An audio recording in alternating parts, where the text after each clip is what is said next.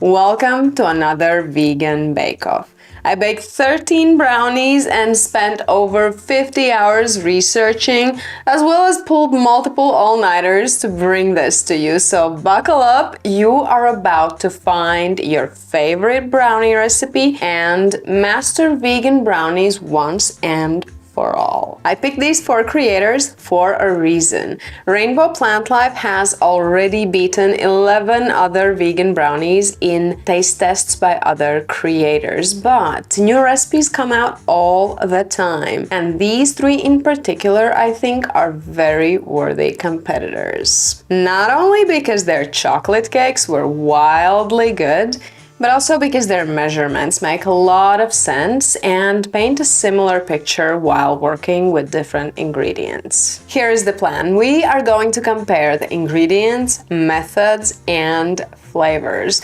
To help me find the crowd pleaser, I am going to ask teams of 2 Michelin restaurants to do a blind taste test comparing all 4 brownies. And of course, I'll share all the brownie advice I got from the chefs of these 2 restaurants, so you don't make the same mistakes that I did and can nail your brownies every time, no matter what recipe you choose. Oh, and one more thing, we are going to talk about the crinkle because I want to teach you how to make any brownie recipe have a perfect crinkle. Let's start by looking at the ingredients. From the dry, all recipes have Dutch processed cocoa powder, flour, and salt.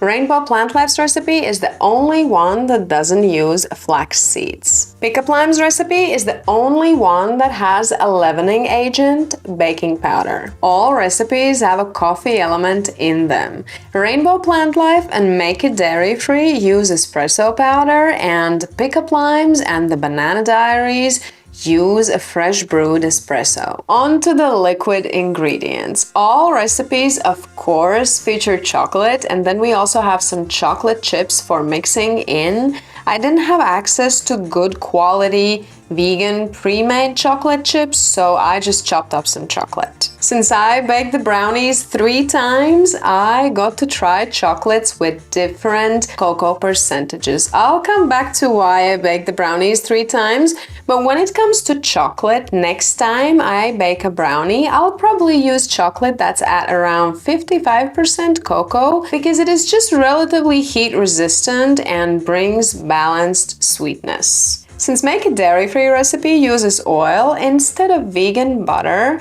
and also uses a little bit less chocolate than the other 3 recipes, it happens to be the cheapest one. There is water in Make It Dairy Free and Pick Up Lime's recipes, and then we have brewed espresso in the Banana Diaries recipe as well as in the Pick Up Lime's recipe. 2 recipes use aquafaba, Rainbow Plant Life and the Banana Diaries. Then we have vanilla extract in all 4 recipes. I had vanilla beans at home, so I just used those. And finally, of course, the sugar. All 4 recipes feature white cane sugar, and then we have extra brown sugar in the Banana Diaries and Pick Up Lime's recipes, as well as a touch of powdered sugar in the Make It Dairy Free recipe. When it comes to the methods, the Make It Dairy Free recipe stands out as the easiest one.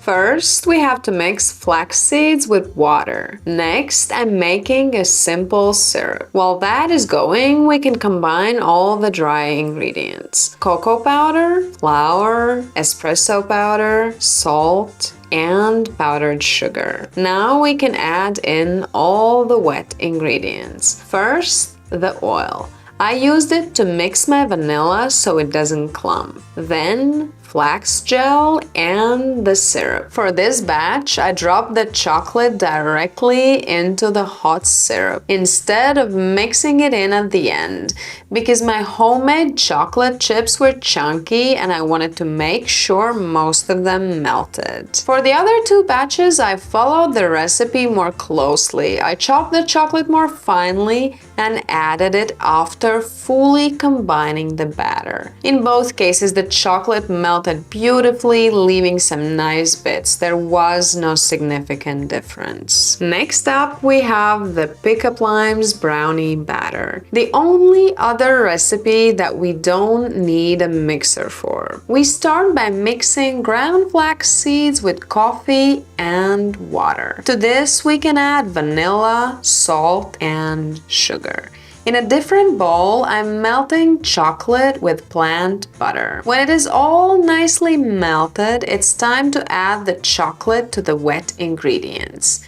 We need to mix this well before adding the dry ingredients: salt, flour, cocoa powder, and baking soda. To finish, we have some chocolate chips. Both make it dairy-free, and Pickup Limes recipes suggest also topping the brownies with chocolate chips as an option. I tried doing that for the first batch, but then decided to not top any of the brownies for our tasters for two reasons: to protect my dark chocolate from burning and to give all brownies an equal chance to form a crinkle and for us to be able to assess it better. Banana Diaries and Rainbow Plant Lives recipes feature aquafaba. Both emphasize how important it is to dissolve the sugar. This can be done with a whisk and some patience, but I'll use a hand mixer for both recipes. Let's start with the Banana Diaries batter. First, we have to combine ground flax seeds with espresso. Then in a different bowl, we are going to whisk white and brown sugar with salt, vanilla, and aquafaba. I'm making sure to evenly mix in the vanilla before adding coffee and flax mixture for better visibility. The sugar melts really well after adding the coffee. To get a crinkle, it is super important to fully dissolve all sugar. I struggled with that in the Pickup Limes recipe a bit, but here it is much easier. Both recipes use brown and white sugar, but there is less sugar to water and less sugar in general in the Banana Diaries batter. Maximum sugar saturation happens at 2 parts sugar to 1 part water. Unless heated, more sugar cannot dissolve into the solution. The last brownie batter we are making is by Rainbow Plant Life. I skipped the first step and started by mixing sugar and aquafaba.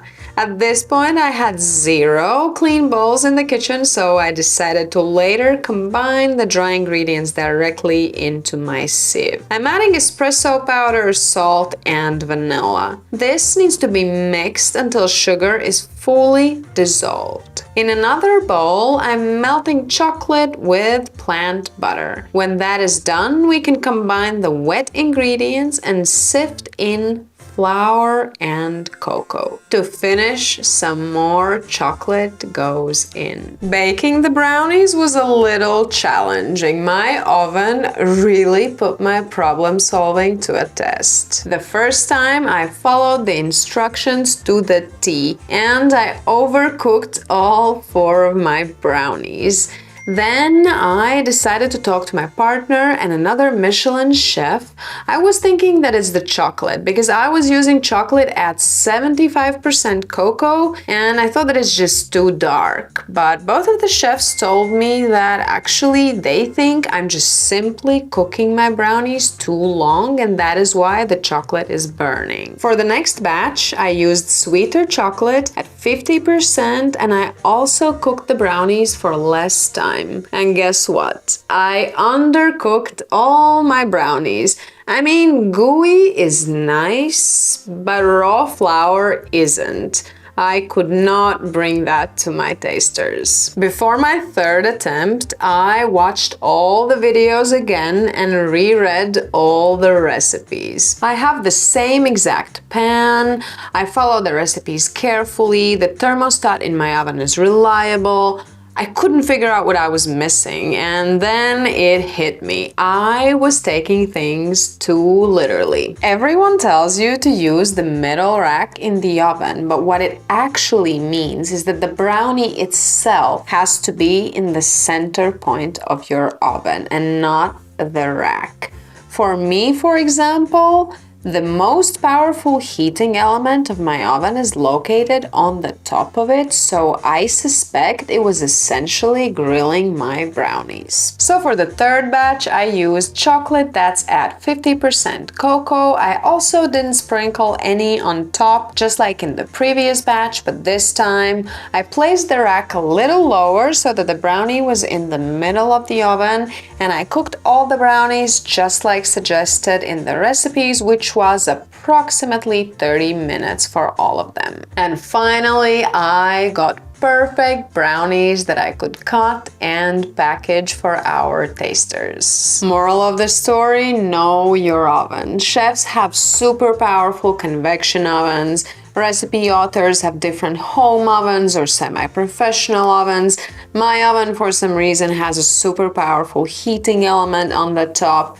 They are all different. Before we go to tasting and scores, let's solve the brownie crinkle mystery once and for all. As you might have noticed, one of the brownies doesn't really have a crinkle. While looking for vegan brownie recipes, I found Adam's crinkle theory. Turns out the crinkle has everything to do with sugar. According to Adam, there are 3 rules. 1, it has to be sucrose. 2, the right amount of it. 3, it has to be well incorporated. We used brown cane sugar in 2 recipes. Now, brown sugar is basically white sugar with molasses, which contains extra sugars like glucose and fructose. Since these sugars have a different molecule structure than sucrose, they might affect how evenly the crinkle crystallizes on top of the brownies. But here's the thing, one of them has a crinkle and the other one doesn't. And my partner also told me that he uses brown sugar in his brownies and gets a nice crinkle every time. If the brown sugar is not to blame and the proportions are in the range of brownies that did have a crinkle, then the only variable left is the incorporation technique. Make a dairy-free recipe melts sugar with heat.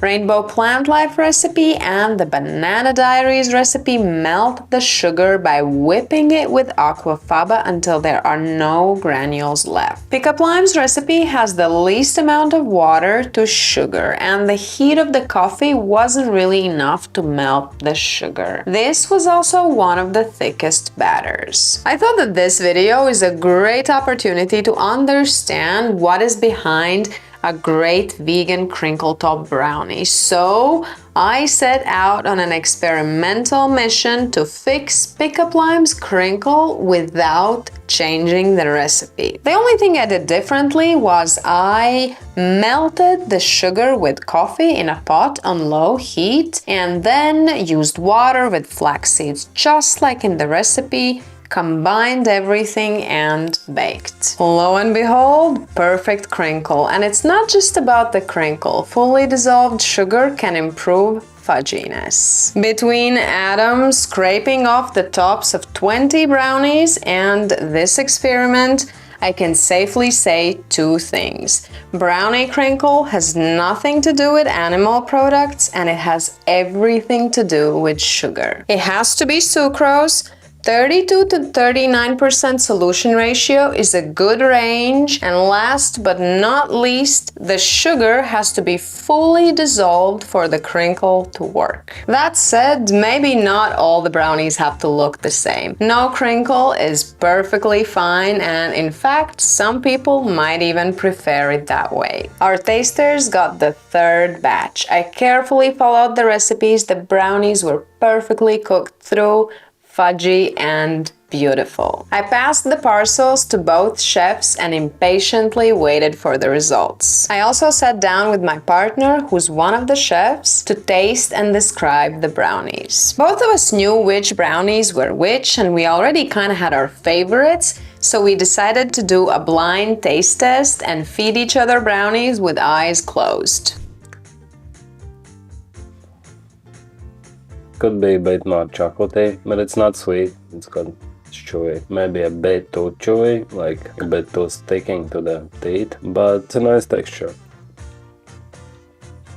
This one reminds me of like a Latvian classic wafer cake with chocolate and hazelnuts. There's coffee in this one, I think. No, tasted a bit coffee-ish. There is coffee in all 4 of them, but the way that the coffee is put in the brownie is different. Okay, in this one you can feel the coffee. In the first one you couldn't feel the coffee. This one is a bit more cakey consistency, but not in a bad way.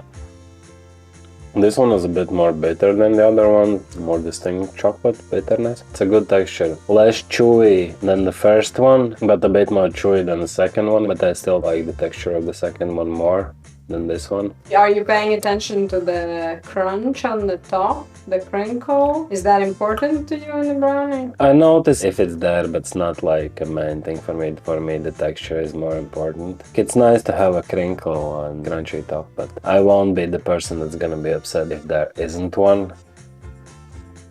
This one's nice, but it's a bit too sweet for me. The texture is nice, the crumb is nice, the taste is nice, but it's a bit too sweet. Otherwise, very good brownie. You can't really feel the chocolate that much. It's a good texture, definitely not dry, it's not too chewy. Has a nice crunch on the top, but I still like the second one better texture-wise, even though it didn't have the crinkly top. And I have a feeling that's the one that most people didn't like. I have my score. The second one that I told that tastes like the wafer cake, that's the one I like the most. The one that had the most flavor, that wasn't too sweet, and I liked the texture. Then the one that I tasted last, then the third one, and the one that you gave me first is the one that I like the least.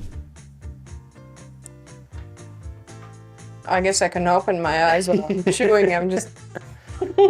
Yeah, I was the same. Oh wow, it's really good. We're starting with a great one. I really like it. I love the top. It is creamy, chocolatey, soft, smooth, but crunchy enough to break the smoothness with something interesting. I liked how smooth and crunchy the top was. I like how soft the middle was. The flavor was good, not overly sweet.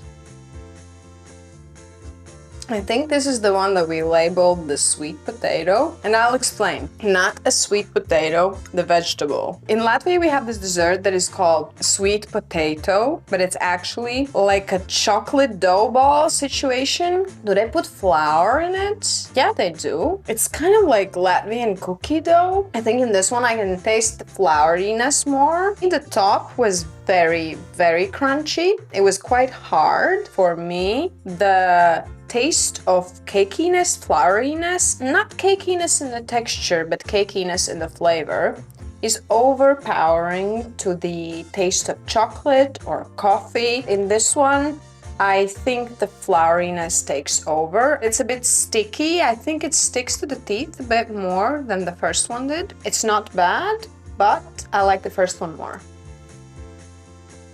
Now I'm really confused. Very, very, very difficult.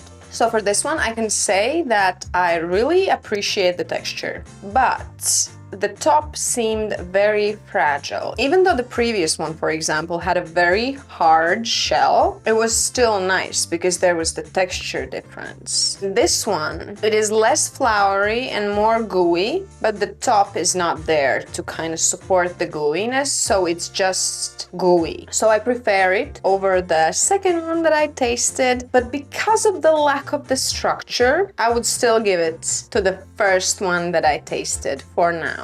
Wow, my cheeks are burning. Okay.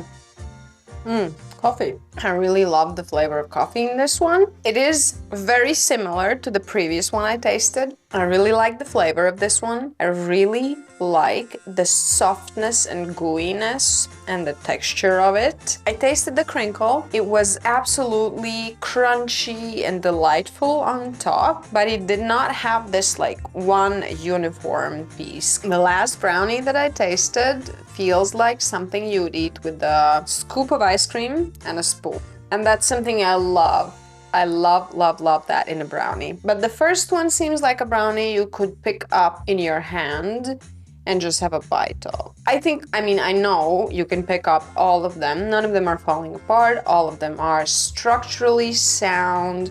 All of them look beautiful and all of them are delicious. But in terms of blind tasting and ranking them blind, I'd probably go last one as my favorite, then the first one that I tasted, then the third one, and then the last one is the one that reminds me of a childhood dessert.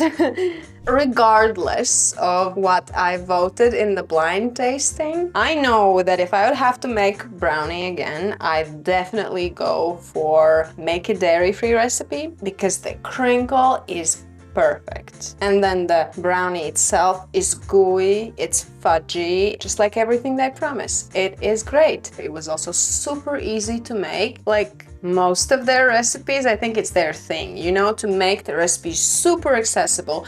Also, Make It Dairy-Free brownie did not have butter, it used oil. Less chocolate than the other brownies. So it was basically the cheapest brownie with the prettiest crinkle, softest, absolutely most pillowy and delicious texture. Then the Rainbow Plant Life brownie also has the most perfect crinkle top, a bit different texture, a bit harder. It's a very unique standout quality of crinkle and brownie, and I really appreciate it. It was hard choosing between, and I think maybe if I would be grabbing a brownie on a go, I would grab Rainbow Plant Life's brownie.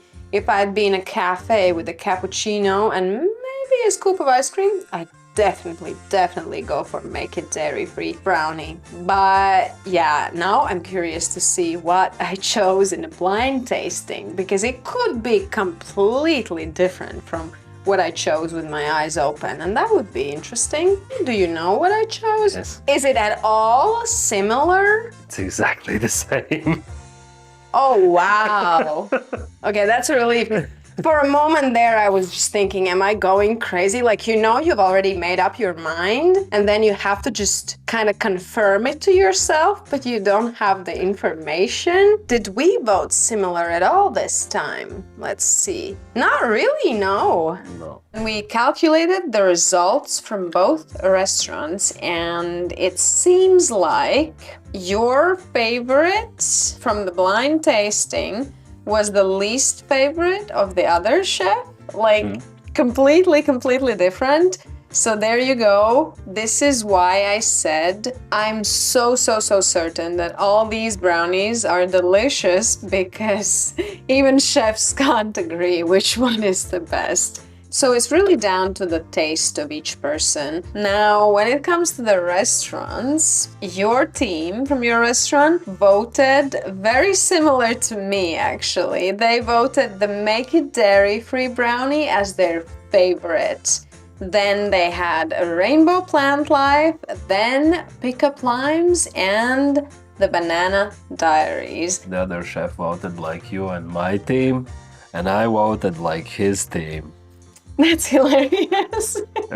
I will put up all the scores so you can see how many votes which brownie got. If this data tells us something, it's probably two things. A, you can't please everyone. B, sometimes simpler and cheaper is also better. If you enjoyed this, you can support my work and help me get monetized on YouTube by subscribing and liking the video. Let me know what recipes you would like to see compared next. So far, you guys have suggested vegan quesadillas, vanilla cake, and chocolate chip cookies.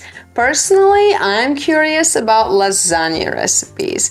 Let me know what you think. I will talk to you in the comments and see you in the next one. Bye!